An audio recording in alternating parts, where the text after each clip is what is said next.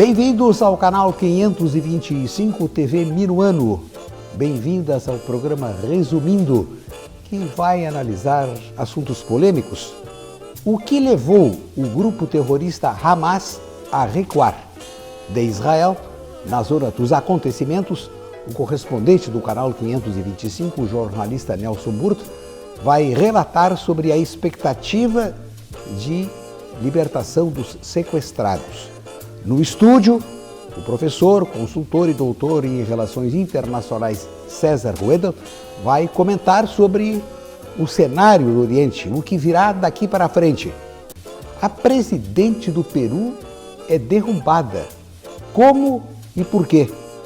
Depois de anunciada a vencedora do Prêmio Nobel da Paz, jornais, TVs, rádios e sites abrem espaços com o título Quem é Maria Corina? Está escolhido o primeiro tema para debate na sucessão presidencial no Brasil, o grave estrangulamento nas finanças públicas. Se o grave estrangulamento não for abordado durante a campanha eleitoral, muitos eleitores deixarão de sair de casa no dia 6 de outubro de 2026.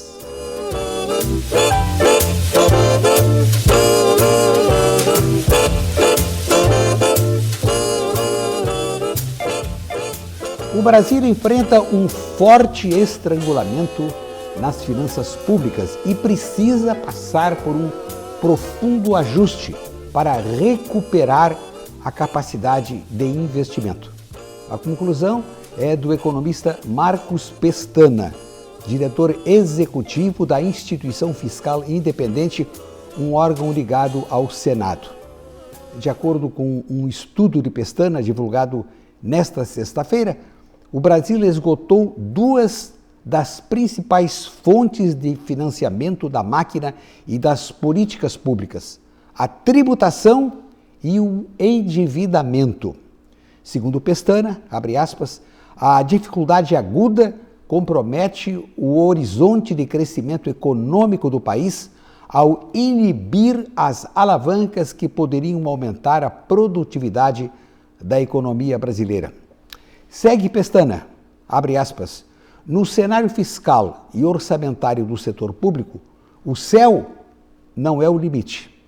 Há graves restrições e consequências importantes que mais cedo ou mais tarde se apresentarão se a rota não for alterada. Há um aspecto, inclusive, que diz respeito ao pacto intergeracional, a estratégia de trocar gasto presente por dívida futura. Isso tem que levar em conta os interesses vitais das futuras gerações. Ponto, fecha aspas. Futuras gerações que receberão no colo a consequência dos gastos ilimitados, gastos com desperdícios, gastos feitos por governantes irresponsáveis que agem sem transparência. As futuras gerações merecem isso?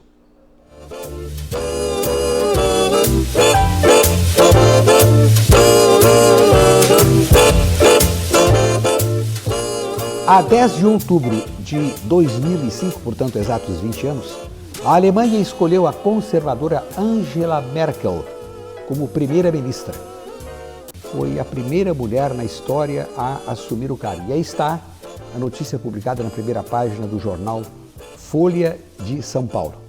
Merkel apoiou uma agenda substancial de reformas para o sistema econômico e social do seu país. Foi considerada mais pró-mercado do que seu próprio partido, ou União Democrata Cristã. Defendeu mudanças na legislação trabalhista alemã, especificamente a remoção de barreiras à admissão de funcionários e o aumento do número permitido de horas de trabalho por semana. Ela argumentou que as leis existentes tornavam o país menos competitivo, pois as empresas não conseguiam controlar facilmente os custos trabalhistas quando os negócios estavam fracos. Merkel defendeu uma forte parceria transatlântica e a amizade germano-americana. Angela Merkel ficou no cargo de 2005 a 2021 e entrou para a história mundial.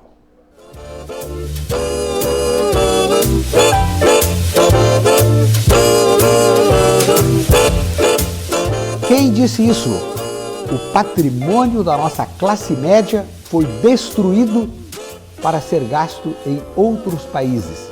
Quem disse isso? O presidente norte-americano Donald Trump.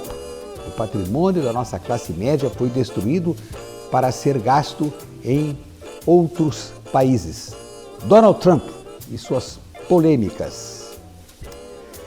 Vamos agora à zona dos acontecimentos. Vamos a Israel, onde está o correspondente da TV Minuano, o jornalista Nelson Murto.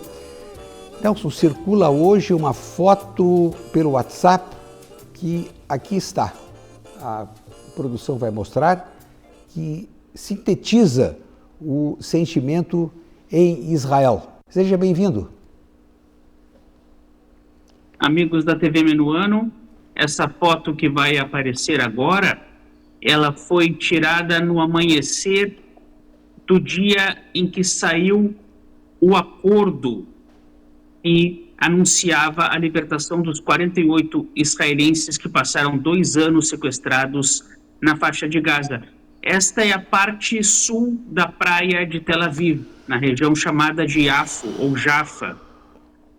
Lembrando que Israel está em uma região árida, então durante o período da primavera e do verão não chove.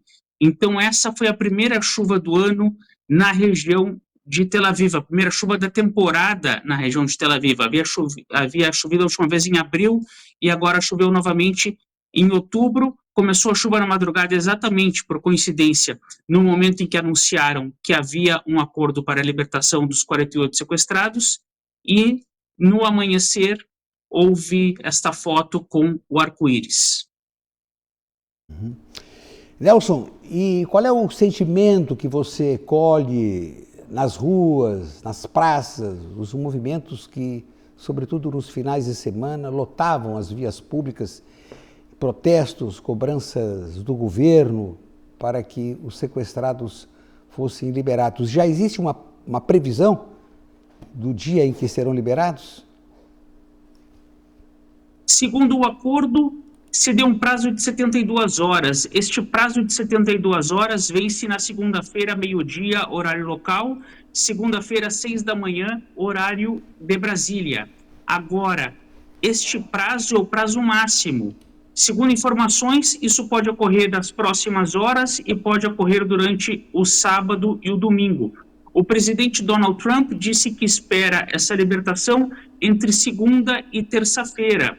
Donald Trump deve chegar domingo ao Egito e logo depois vem a Israel. Donald Trump espera vir para a libertação. Desses 48 israelenses, 20 estariam vivos. Israel gostaria que os 20 sequestrados vivos fossem libertados ao mesmo tempo. Para que isso aconteça, demanda uma certa logística e demanda uma libertação rápida, até porque esses sequestrados eles precisam ser, de acordo com o nível do estado de saúde, eles são encaminhados para hospitais distintos, e isso também demanda uma logística. Nelson, e a repercussão deste, vamos chamar, final não tão trágico como se imaginava, como é que isso se reflete dentro da política interna em Israel? Já que há vários partidos, existe situação, existe oposição, como é que fica? Netanyahu, o primeiro-ministro se fortalece, fica na mesma? Como é que você avalia o quadro interno da política israelense? Há eleições no ano que vem, há eleições marcadas entre outubro e novembro do ano que vem, mas é um regime parlamentarista. O parlamento pode ser dissolvido a qualquer momento. No momento em que a coalizão governamental não tem 50% mais um, as eleições podem ser convocadas a qualquer momento. Durante o período da guerra, houve uma pressão muito grande. Essa pressão vinha até antes do período da guerra. Desde 2019, até 2025, houve uma sequência de várias eleições. Em um período que deveria ocorrer uma ou duas eleições, houve 6. Então há uma divisão muito forte entre pró-Netanyahu e anti-Netanyahu. Há uma bipolarização e a guerra fortificou essa bipolarização. Então nós temos hoje um bloco anti-Netanyahu, que segundo as pesquisas, desde o final de 2022, formariam um novo governo, mas o que entra aí é o fator tempo. Quando ocorrerá esta eleição e de que forma ele pode se fortificar ou não. O acordo saiu agora, mas ele saiu agora também. Por quê?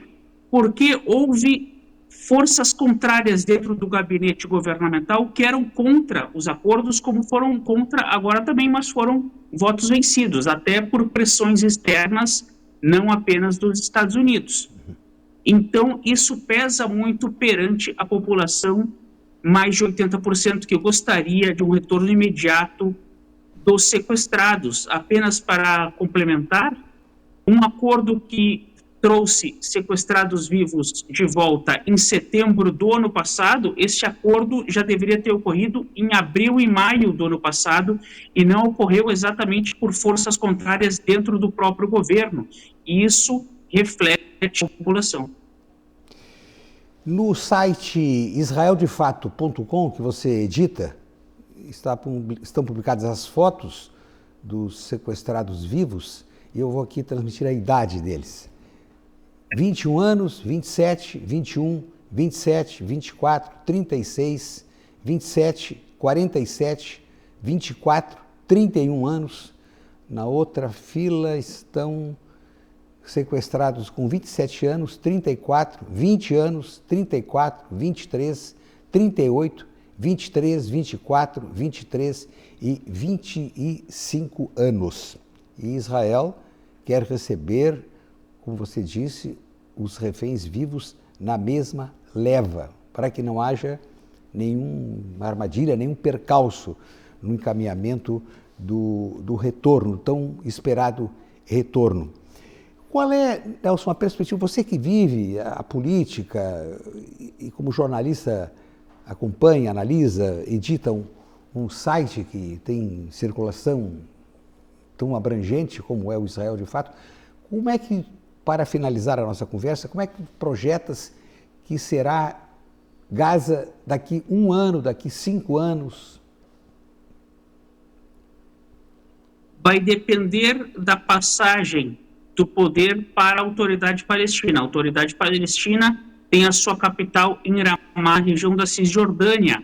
A autoridade palestina governava Gaza até 2007, quando o Hamas tomou de assalto e levou durante 18 anos, até agora, quando há essa guerra. O Hamas vai manter este poder? É uma pergunta. Esse poder passará automaticamente para a autoridade palestina? É uma outra pergunta. Haverá um governo provisório palestino poder internacional? É uma outra pergunta. Segundo o acordo, sim. Inclusive, um dos nomes especulados e confirmados foi do ex-primeiro-ministro britânico Tony Blair.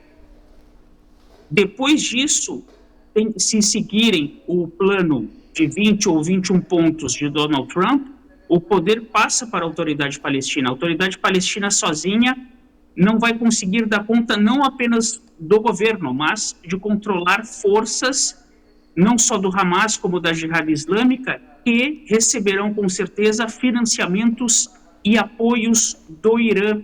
Então, precisa ter um apoio internacional, um apoio das Nações Unidas, um apoio da Liga Árabe, de Israel, dos Estados Unidos, da Rússia, para controlar a influência e o financiamento e o treinamento do Irã para forças terroristas como a Jihad Islâmica e o Hamas, que tentarão tomar de assalto novamente a autoridade palestina, tanto em Gaza como na Cisjordânia.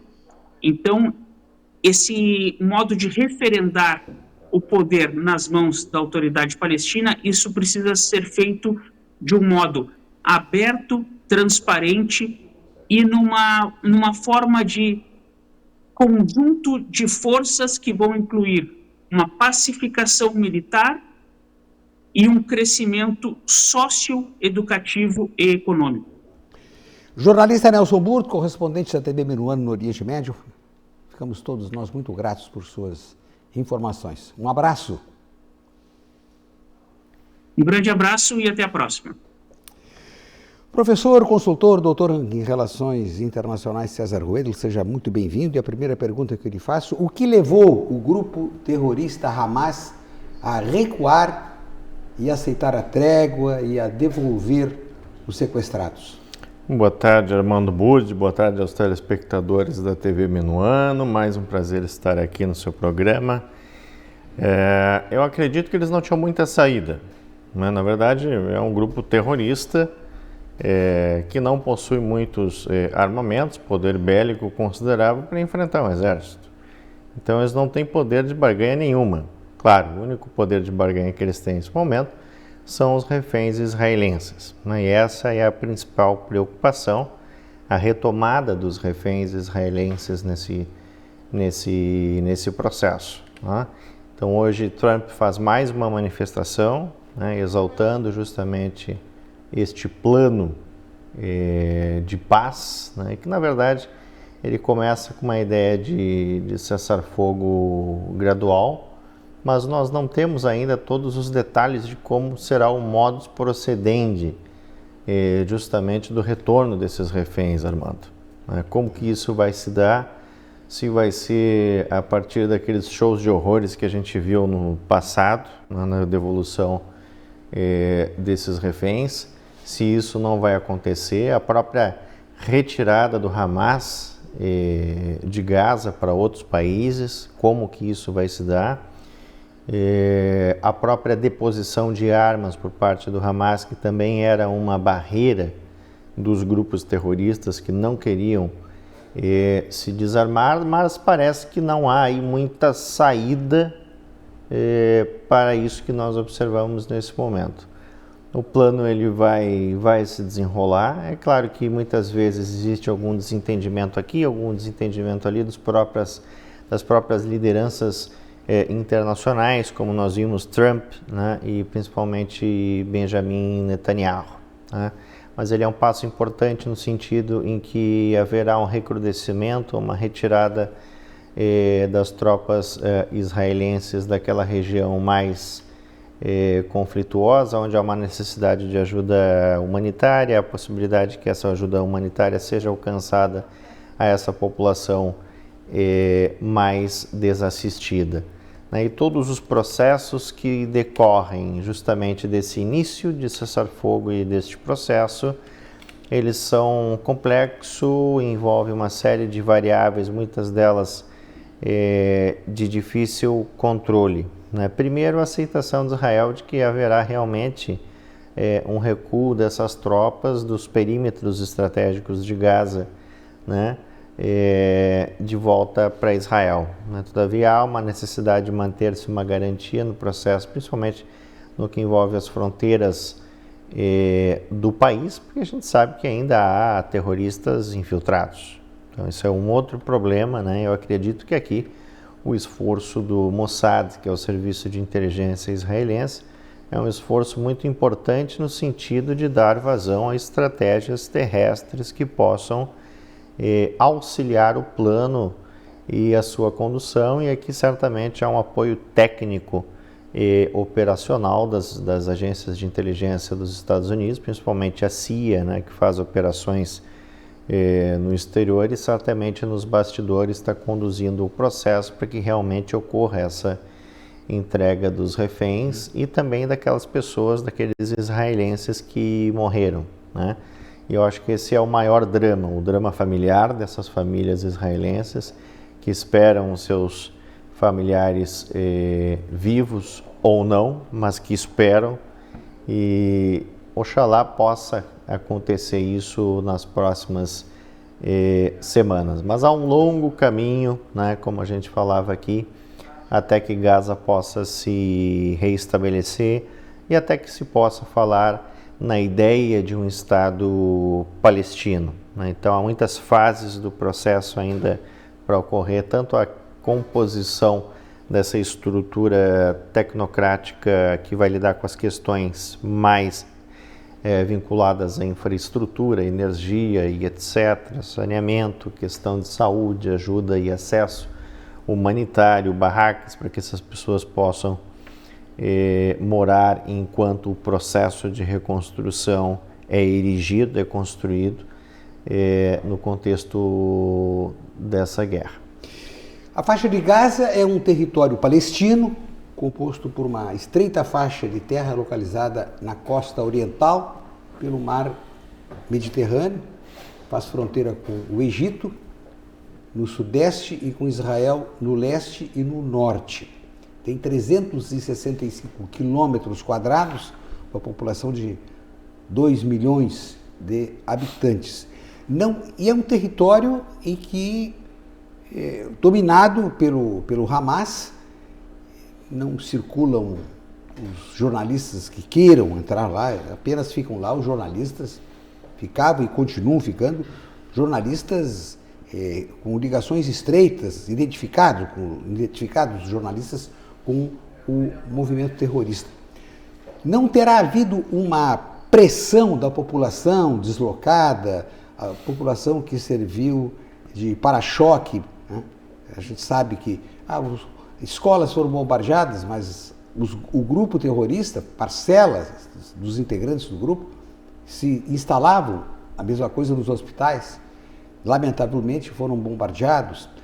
Essa população civil indefesa, ela não terá feito uma pressão, e essa pressão pelo domínio da informação, porque é um território fechado, não terá feito também com que o Hamas chegasse à conclusão de que precisava recuar e não conseguia mais segurar a pressão interna? Eu acredito que a pressão no Hamas ela foi muito mais externa do que interna. Até porque quando a gente fala do Hamas, nós estamos falando de um grupo terrorista, num grupo de bárbaros. Né? Se tomarmos as imagens da invasão dos terroristas do Hamas, naquele fatídico dia em que nós observamos em todas as manchetes e jornais e as imagens que circularam, né, elas demonstram que justamente são realmente bárbaros, sem qualquer capacidade ou discernimento de diálogo. Acredito que a pressão não foi interna, senão muito mais externa, envolvendo a questão beligerante, ou seja, o poder de armas, né? No sentido de coagir Sim. o grupo a fazer o que estava fazendo. Eu falo pressão interna porque os palestinos civis estavam morreram muitos, né? E outros sofreram com a fome, porque os mantimentos que ingressavam pela fronteira de Israel eram tomados pelo Hamas para fazer a distribuição para si, para os seus grupos, e a população num desespero. Os cinegrafistas que estavam lá tomavam aquilo como imagens que precisavam ser mostradas, claro, mostravam a realidade, mas por trás da realidade havia uma circunstância trágica para uma população que não pediu a guerra, que não invadiu, não derrubou as cercas em 2023 e promoveu a chacina de 1.200 civis israelenses, crianças, jovens, idosos, mais o sequestro, as pessoas que moram lá, porque moram lá. Eu acho que a prova interna de que talvez, pode ser que tenha assim, um componente de pressão por parte da população de Gaza em relação ao Hamas. Mas a forma com que o próprio Hamas tratava a população, com completo desprezo, né? Utilizando crianças, pessoas idosas como escudos de guerra, né? Já demonstra que é um grupo que não teria a mínima capacidade de levar em consideração em termos cognitivos a pressão da própria população civil Palestina nessa situação, né? Mais uma pergunta. Acredita que a autoridade palestina, que tem sua sede em Ramallah, território jordaniano, vai conseguir segurar a pressão do Hamas, que pode ressurgir a qualquer momento, apesar das promessas do cessar-fogo? Eu olho hoje para a autoridade palestina com uma certa fragilidade no sentido de se manter, né, o que seria necessário para esse momento. Na medida em que nós falamos, né, de um processo de reconstrução, né, onde nós temos no primeiro momento uma espécie de uma junta tecnocrática, né, que reúne pessoas capacitadas para lidar com processos de reconstrução, né, no momento em que nós precisamos discutir, né, que a população precisa discutir efetivamente tudo aquilo que está vinculado à ideia de soberania, né, território definido, população permanente, é muito difícil dizer que a autoridade palestina teria a capacidade efetiva de controle e a capacidade efetiva de reconhecimento soberano para que pudesse tomar as ações necessárias em decorrência do cenário que se coloca, né? Nós estamos falando da Cisjordânia, é um território muito pequeno, e a gente olhando para Gaza são 2 milhões de pessoas, né? Como é que você vai colocar 2 milhões de pessoas, por exemplo, na Cisjordânia? Isso é praticamente impossível, né? Então nós temos este problema, que é da formação de um governo que pudesse justamente gerenciar 2 milhões de pessoas em termos soberanos, e isso requer uma série de questões, né, de recursos financeiros, né, de gestão, de saneamento, da recuperação dos serviços essenciais, sejam serviços de saúde, né, e Gaza basicamente hoje acabou se tornando uma pedreira, né? Porque nós estamos falando aqui de um contexto de uma guerra simétrica, Armando Burdi, que são as guerras mais difíceis de se lidar, porque não são guerras travadas entre estados soberanos, senão entre um estado soberano e um grupo irregular, né? E um grupo irregular que utiliza, por exemplo, os civis palestinos, coloca os civis palestinos dentro dos hospitais, vão para os terraços dos hospitais e dali atiram bombas contra helicópteros, aviões, aeronaves israelenses. Então é algo muito difícil de se lidar, e a própria composição do direito internacional humanitário, se pegarmos as convenções de Genebra, nós vamos ver que elas são taxativas, são claras no momento em que dizem que um grupo utiliza civis como forma de escudo, né? O país que está fazendo uma incursão, ele pode fazer um ataque contra essas instalações, porque ali nós teríamos armas e, né, outro tipo de munição, enfim. Então há uma justificativa, há uma brecha na própria composição do direito internacional que garante a incursão da forma como Israel fez.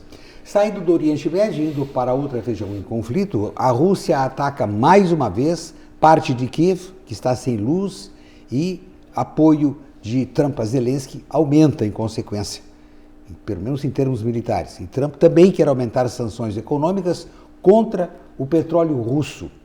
Professor César Ruelo, como é que analisa este cenário que se estende já por tanto tempo e agora novamente agravado? Agrava-se mais ainda.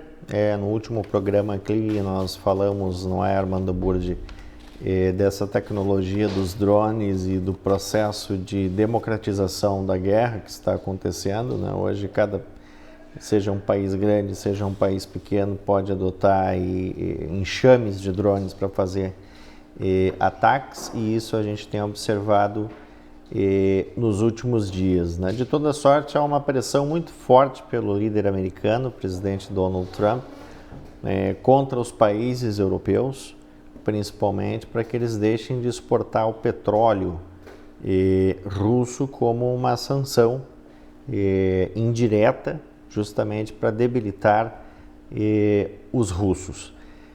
Mas se a gente pega hoje a Rússia, a gente observa ainda que há um poder de fogo, há um poder de munição, mas é uma guerra que praticamente, e aqui eu acho que uma expressão muito simbólica utilizada por Donald Trump quando ele fala e se refere a Vladimir Putin como um tigre de papel, né? Isso simbolicamente, geopoliticamente, é você dizer que é um líder fraco, né? Um líder que não consegue fazer uma estratégia correta, não conseguiu capitular Kiev, em que pese nessa madrugada fez um ataque contra a capital Kiev, e o principal objetivo neste momento, Armando Burdi, é a tentativa de debelar os sistemas energéticos, porque a gente sabe que está chegando uma onda de frio muito severa, e quando a gente fala de frio russo, a gente está falando de menos 30 graus, menos 40 graus, diferente, né, do frio do Rio Grande do Sul.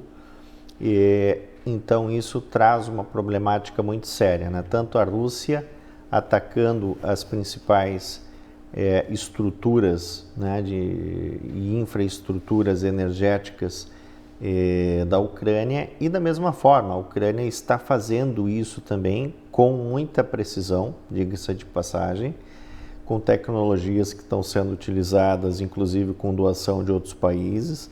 Donald Trump passa a sinalizar, né, autorizar, digamos assim, entre aspas, que a Ucrânia passe a fazer a utilização, por exemplo, de mísseis Tomahawk, ou mísseis de médio alcance, ou até mesmo de longo alcance. Isso geraria um problema significativo para a Rússia. Parece que Trump fez um cálculo seguinte, né? Foi uma transmutação desde o seu início do seu mandato em relação ao Zelensky, porque agora parece que ele realmente acredita que o Zelensky, da forma que está conduzindo a guerra, justamente com apoio terrestre dos serviços de inteligência, com apoio dos países europeus, e agora soma-se com tecnologias militares americanas, teria a capacidade, sim, de fazer um avanço significativo, inclusive a possibilidade de ganhar esta guerra.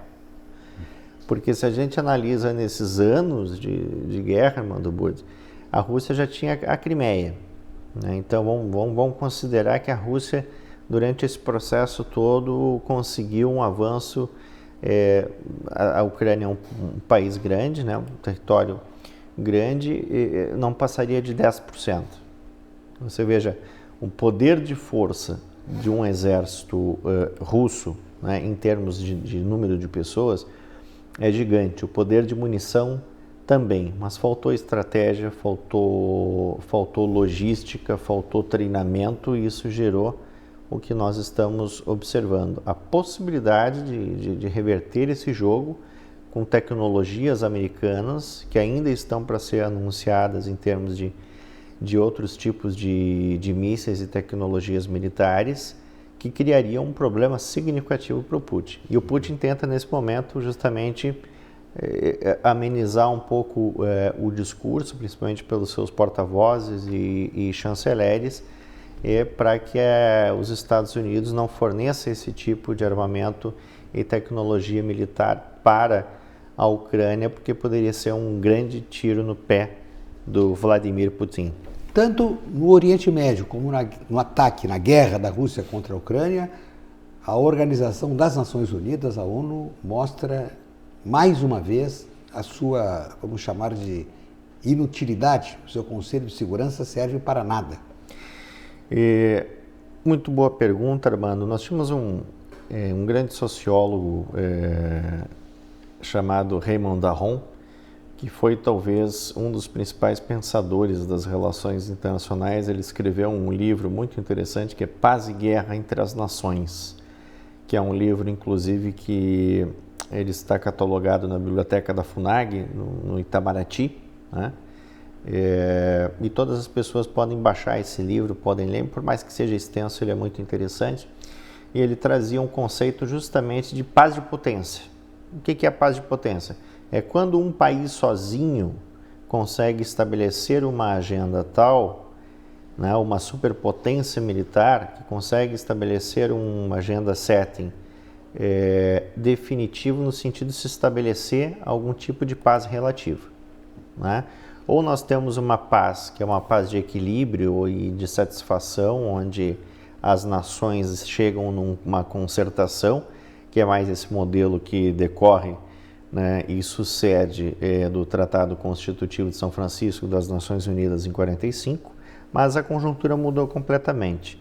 E hoje o que nós temos é uma paz de potência do qual os Estados Unidos impõem a agenda e o cessar-fogo, né, e tanto que o Donald Trump, inclusive, está um pouco magoado que, pelo menos nesse momento, não levou o prêmio Nobel da Paz, né, por mais que ele tenha defendido que tenha acabado com 8 guerras em 9 meses, né, sendo a última esse importante acordo, né, árabe-israelense no contexto do Oriente Médio. Então, né, estamos falando em guerras, e guerra significa gastos. Os gastos militares globais atingiram recorde histórico no ano passado, 2 trilhões e 700 bilhões de reais, representando um aumento de 10 anos consecutivos. Ano a ano, o aumento do gasto militar. E o professor Rueda nos trouxe, e vamos projetar agora na tela, um quadro comparativo dos 15 países do mundo que mais gastam no orçamento militar. Então nós temos aí o orçamento militar, né, para 2025. A gente vai observar em primeiro lugar, então, os Estados Unidos aí com praticamente $1 trilhão. Ou seja, um orçamento significativo. 1/3 do valor do ano passado. Né? Em segundo lugar vem a China que vem passando por um processo de 10 anos ou 20 anos para trás, uma completa reformulação das Forças Armadas. Em pouco tempo, Armando Burdi, a China, para você ter ideia, já vai possuir a maior marinha de guerra do mundo, ou seja, uma marinha de projeção, que a gente chama uma marinha de Blue Navy, de águas azuis, né, inclusive com submarinos nucleares. Há uma série de instalações hoje na China que abrigam submarinos nucleares, um programa nuclear célere, se a gente observar as imagens satelitais dos silos de armazenagem, né? E a Rússia também com um orçamento importante, claro, muito menor se a gente pega em comparação Estados Unidos e China. A Alemanha chama atenção porque a Alemanha sempre teve, digamos assim, mecanismos jurídicos internos de não investir significativamente em orçamento militar, em defesa, e isso mudou desde que se iniciou a guerra com a Ucrânia. Lembremos que o antigo primeiro-ministro alemão, que era o Olaf Scholz, no início da guerra com a Ucrânia, ele queria mandar o quê? Capacetes para a guerra, né? E essa era a ideia dele, porque achava que não seria uma guerra importante, né? E ele queria mandar quase que uma ajuda humanitária, né? E hoje a Alemanha manda sistemas avançados, né? Sistemas e equipamentos militares altamente tecnológicos para a Ucrânia, numa parceria muito fundamental para que o Zelensky possa fazer esse avanço nos campos de batalha, né? Depois o Reino Unido também, com investimento significativo, um aliado importante da Ucrânia, a Índia, né, que tem seus problemas ali fronteiriços também, países do Oriente Médio, o Japão, né, que cresceu um pouquinho também. A gente sabe que o Japão, por questões históricas e a própria constituição japonesa, ela não tem uma força agressiva de guerra, ela é uma força apenas defensiva. Enquanto os mísseis norte-coreanos atingem o mar territorial do Japão, eles tiveram que alterar um pouco essa dinâmica e investir mais em... Então, repetindo, o que consta desse gráfico é o valor em dólares, em bilhões de dólares. Sim. Descemos agora para a Ucrânia. O Japão, o orçamento do Japão, pouco maior do que a Ucrânia, que é um país em guerra, hein? Exatamente.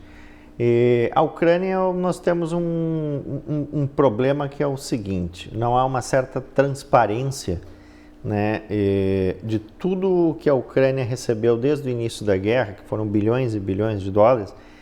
Não há um portal, digamos assim, onde diga para onde que esse dinheiro foi empregado. Claro que tem uma questão estratégica por detrás disso e de inteligência, mas poderia haver uma transparência maior de dizer o seguinte: olha, o dinheiro foi aplicado aqui, o dinheiro foi aplicado assim, o dinheiro foi aplicado assim, né? Então, e por regras, digamos assim, de relações internacionais, os países nunca divulgam exatamente o valor exato do seu orçamento militar. Isso é uma questão de inteligência, inclusive, então a gente traz uma projeção média, mas isso pode ser muito maior, né? Principalmente se a gente pega Estados Unidos e o que eles estão desenvolvendo hoje com caças de última geração, que são, né, investimentos milionários, né? Se a gente pega a China, o que ela vem hoje também desenvolvendo em termos de projeto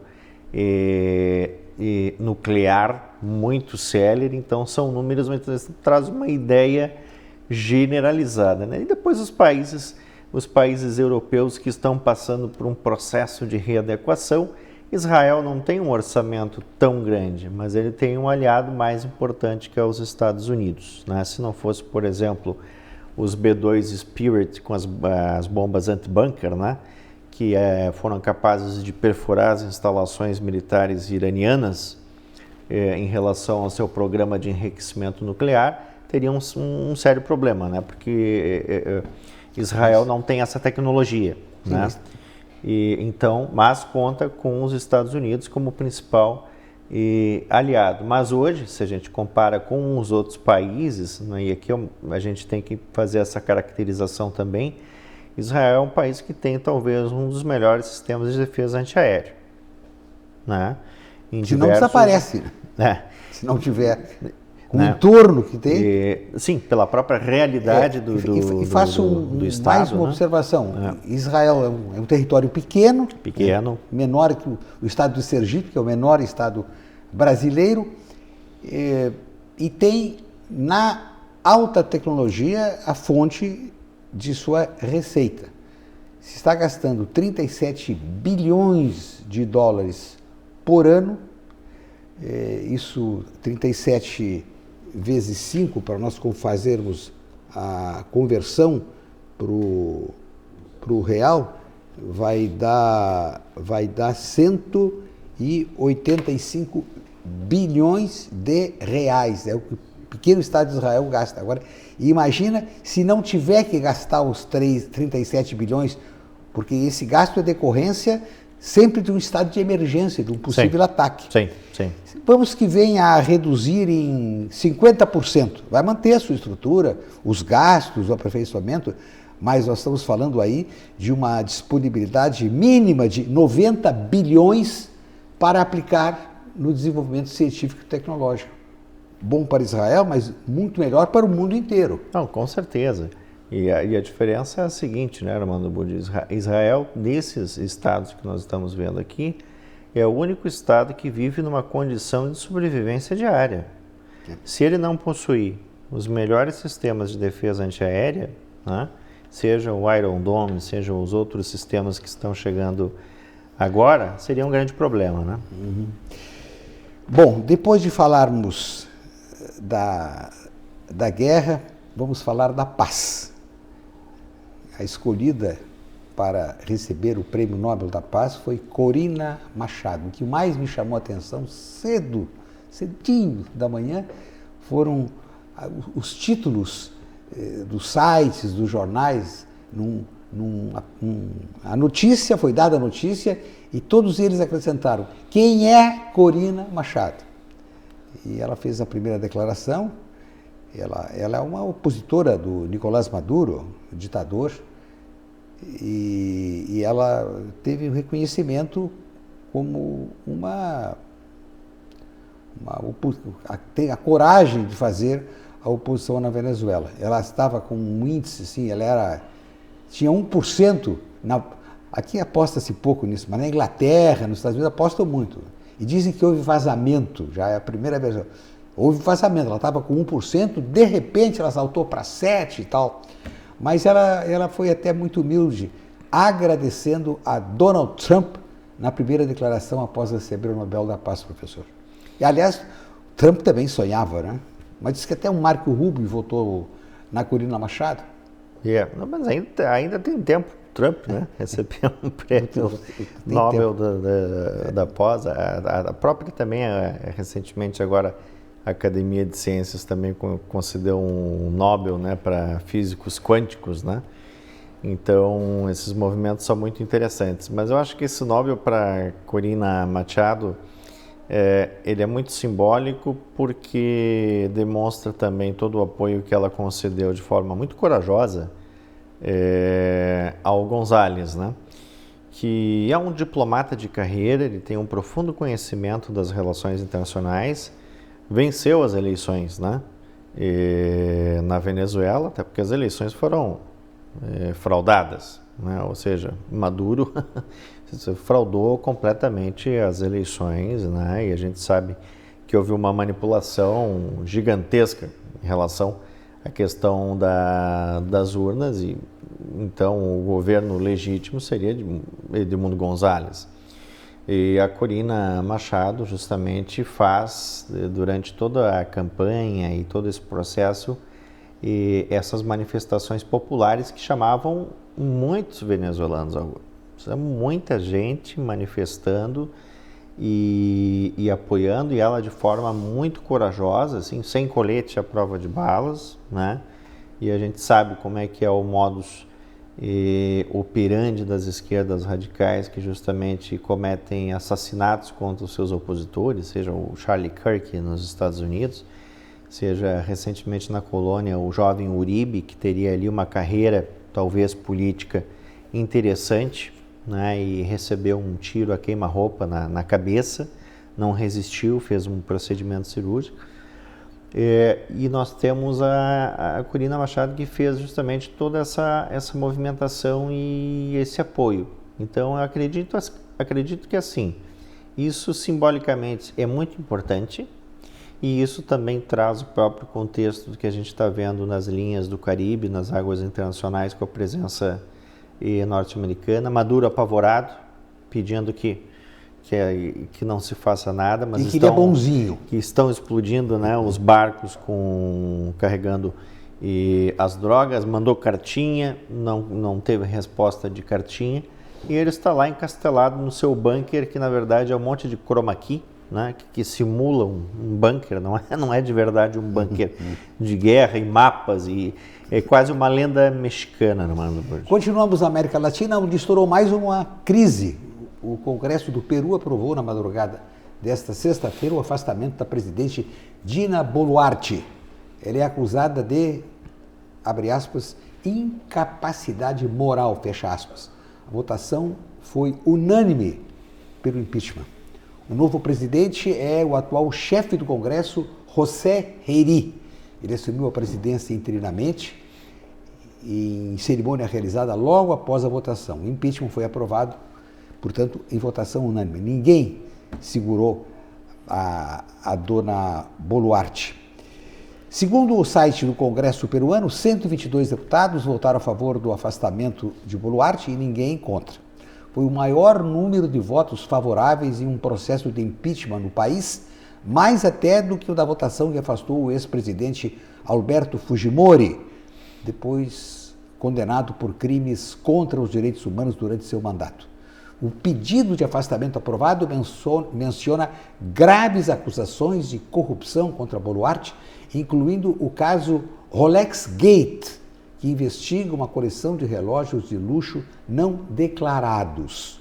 O texto foi assinado por 34 congressistas de partidos diferentes. O que aconteceu? O escândalo dos relógios Rolex explodiu com uma reportagem do programa jornalístico La Encerrona, que revelou que Boluarte utilizou vários relógios não declarados de marca de luxo em eventos oficiais. Ela gosta de ostentar. E em discurso, Herri disse que tem o objetivo de fazer um governo de reconciliação e declarou guerra contra o crime. Nos últimos 5 minutos do programa, sua avaliação sobre este cenário, de certa forma, surpreendente, né? Derrubar a presidente, e até por um motivo que em outros países essa circunstância seria considerada muito comum. Sim. Ninguém investigaria. Eu acho interessante, Armando Burdi, que justamente a principal justificativa, digamos assim, constitucional seria uma incapacidade moral, né? E aí eu me lembro eu sempre fui leitor ávido de Machado de Assis, que para mim é um dos maiores escritores, né? Brasileiros. Eu me lembro do Dr. Simão Bacamarte, né, que ele chega numa pequena cidade e monta um hospício e ele considera todo mundo louco, né? E ele vai internando todo mundo. E no final da história ele chega à seguinte conclusão: na verdade eu acredito que eu é que estou louco, então eu vou me internar também. Então todo mundo se interna. Se tivesse essa concepção, imagina o que seria o Brasil, né? Quantas pessoas estariam, né, internadas, né, por um Dr. Simão Bacamarte. Mas aí houve um apoio forte do grupo do Fujimori, né? E há uma mudança, assim, a gente está falando de 2 ou 3 anos com mudança de vários presidentes, ou 4 ou 5.